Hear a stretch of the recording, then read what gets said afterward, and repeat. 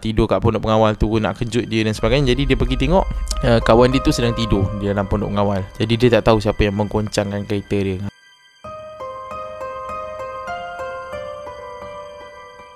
Okey, baik. Assalamualaikum warahmatullahi wabarakatuh dan selamat datang ke channel Farhan Jamal. Okey, baik. Pada malam ni FJ ingin meneruskan lagi akan reaksi seram kita pada malam ini, iaitu berkaitan dengan satu artikel ni FJ jumpa di Facebook, iaitu link kepada akhbar My Metro yang ada menyatakan bahawa satu macam kejadian misteri lah, iaitu tajuk dia selepas 12.30 malam ada yang tak kena di jejantas itu, iaitu kisah seram yang mungkin berlaku di sebuah jejantas. Jadi tanpa mendengarkan masa lagi, jom kita melihat akan artikel tersebut.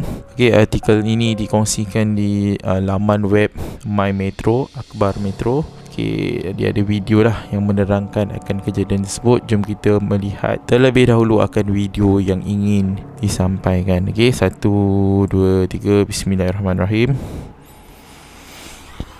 Jejantas berdekatan sebuah kolej kemahiran dan pejabat kemajuan masyarakat kemas di Sri Gading yang jarang digunakan bukan saja kelihatan tidak terurus, malah dikaitkan dengan kisah seram. Jejantas yang dibina sejak belasan tahun lalu pada awalnya bertujuan memudahkan murid tabika kemas serta pelajar kolej menyeberang ke Parit Jelutong. Dikatakan berhantu menyebabkan ramai tidak berani melaluinya, terutamanya pada waktu malam.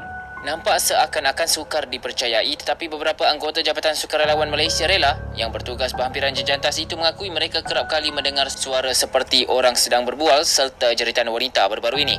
Berkongsi pengalaman dilalui penyalia Rela G. Subramaniam yang bertugas di Pondok Pengawal Kemas sejak 4 tahun lalu pernah melalui peristiwa menyeramkan. Kawan-kawan rakan-rakan kadang-kadang dia penat lepas 12 baringkan kereta. Kalau halangan mengalir ke sana, memang dia tak dapat tidur. Macam-macam gangguan, macam ada barang macam sekir kepala, leher, macam ganggu tarik kaki. Memang semua dah, yang bertugas 6 anggota memang dah kena rasa. Banyak dah kena. Pun kalau kita boleh rasa, duduk sini pun boleh rasa. Saya pernah duduk sini macam gini. Kan saya pantau dekat sini, terlelap. Dia boleh terangkat kaki saya, kawan saya sadar, dia tahankan. Kalau tidak saya jatuh. Kalau jatuh memang kepala kena. Maknanya kalau nak tidur jangan menghadap sana. Mengalir ke sana tak boleh. Memang dia pantang. Dia.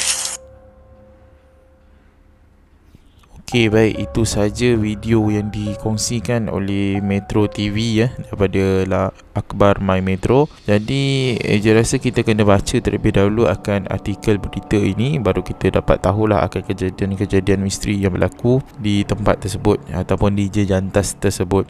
Okey, kita baca terlebih dahulu akan dia punya artikel. Batu Pahat, jejantas berdekatan sebuah kolej kemahiran dan pejabat kemajuan masyarakat kemas di Sri Gading yang jarang digunakan bukan saja kelihatan tidak terurus, malah dikaitkan dengan kisah seram. Jejantas yang dibina sejak belasan tahun lalu pada awalnya bertujuan untuk memudahkan murid tabika kemas serta pelajar kolej menyeberang ke Parit Jelutong. Dikatakan berhantu menyebabkan ramai tidak berani melaluinya, terutama sekali pada waktu malam.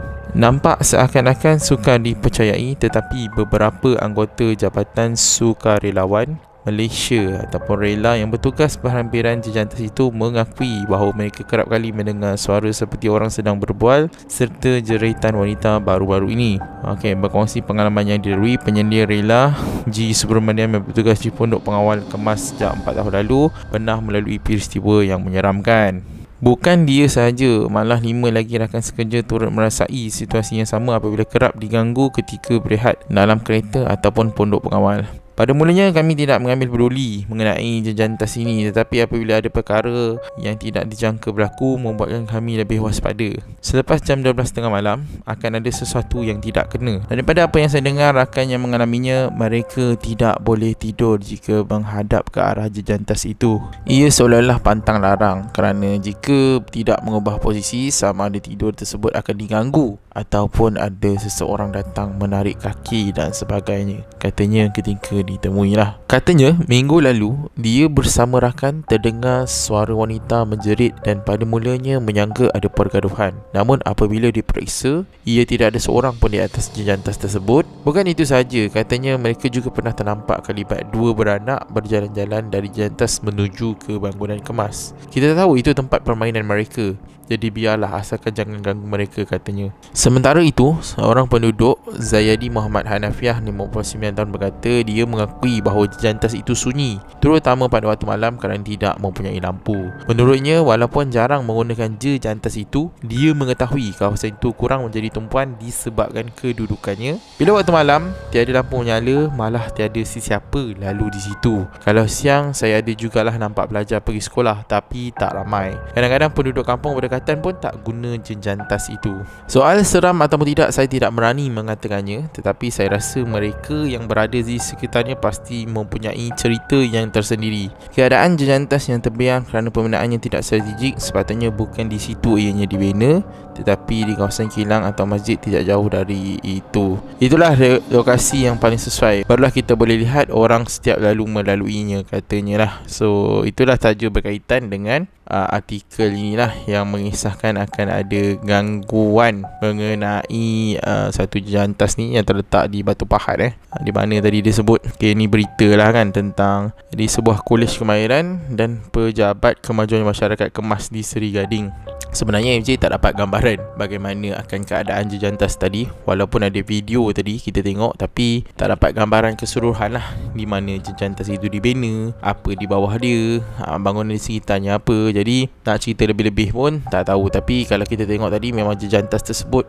berada dalam keadaan yang tidak terurus lah. Okay, so berkaitan dengan gangguan yang diterima, seperti yang kita tengok video tadi, bahawa Pakcik Subramaniam tadi yang menyatakan bahawa kalau orang yang menjaga dekat kawasan pondok keselamatan tersebut mengalami gangguan, terutama sekali gangguan yang melibatkan ketika mereka ingin tidur dan sebagainya lah. Dan gangguan tersebut adalah melibatkan macam rasa disentuh kan, rasa dihempap dan sebagainya. Kalau tidur menghadap tu, dia kata kaki dia terangkat ke atas dengan sendirinya. So adakah ini satu perkara yang boleh berlaku ataupun real? Kita tak pastilah akan keadaan tersebut. Tetapi banyak kisah-kisah seram yang sebegini yang FZ dapati daripada pengawal-pengawal keselamatan. Bukan sahaja daripada yang tadi saja, yang daripada jejantas tadi, tapi banyak kalau dalam kalangan pengawal keselamatan yang mengalami gangguan ketika mereka sedang tidur. Kalau dekat tempat FJ bekerja pun adalah, FJ pernah dengar kisah guard, pengawal keselamatan, dia tidur dekat sekolah yang FJ kerja tu, pernah lah mengalami gangguan. Dikatakan lah, FJ pun tak pasti kejadian tersebut adakah benar ataupun tidak. Terasa seperti kenderaan digoncang. Dia tidur dalam kereta, dia rasa kereta dia digoncang-goncang. Jadi apabila beliau keluar daripada kereta dan melihat bahawa tiada siapa-siapa pun yang berada ketika itu. Seorang lagi, dia ada dua orang jaga waktu tu, dia katakan. Seorang lagi tidur dekat bahagian pondok pengawal lah, sebab pondok pengawal tu kecil. Jadi seorang tidur kat pondok pengawal, seorang tidur kat kereta. Yang kena ganggu dekat dalam kereta, dia keluar, dia ingatkan yang tidur kat pondok pengawal tu nak kejut dia dan sebagainya. Jadi dia pergi tengok kawan dia tu sedang tidur di dalam pondok pengawal. Jadi dia tak tahu siapa yang menggoncangkan kereta dia. Itu pernah terjadilah dekat pengawal keselamatan yang tempat FJ bekerja. Jadi gangguan-gangguan yang seperti ini mungkin sesetengah orang tidak mempercayai dan sebagainya kan.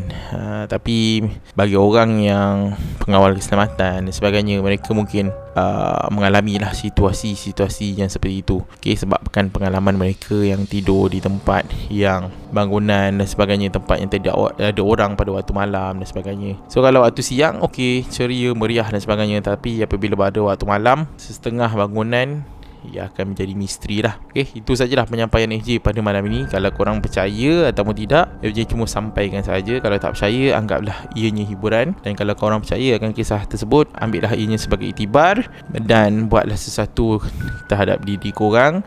Amalkan peninding ke dan sebagainya kan, kuatkan amalan dan sebagainya. So sampai di sini sajalah video pada malam ini. Jangan lupa like, share dan subscribe channel ini, dan nantikan video reaksi seram yang seterusnya. Assalamualaikum, selamat malam dan jumpa lagi. Bye.